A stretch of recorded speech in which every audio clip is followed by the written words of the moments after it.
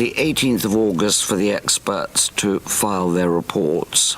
24th of August, the registry was going to file the experts' reports. Right. And 31st of August, observations from the parties and participants, including any request that may be made for an actual hearing.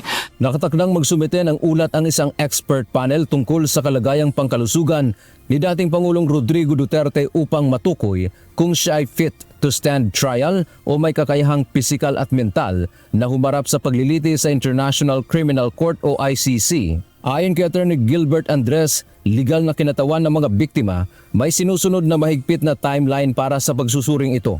Sa August 18, inaasahang isusumite ng expert panel ang kanilang report sa registry kaugnay ng kalusugan ni FPRRD.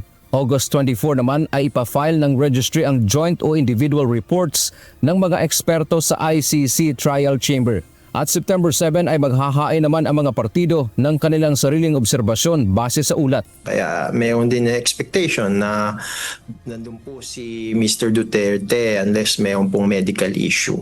With regards po yan sa September 7.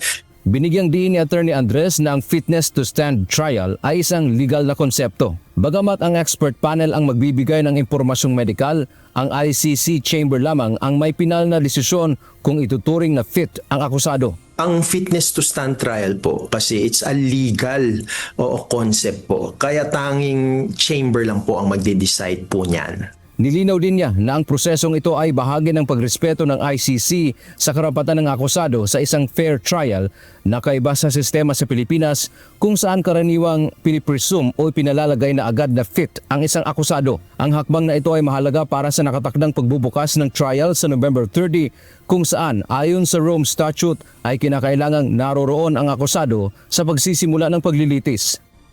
Inaasahan na dadalo ang dating Pangulo sa pagdinig sa September 7, maliban na lamang kung may mapatutunayang seryosong isyong medikal.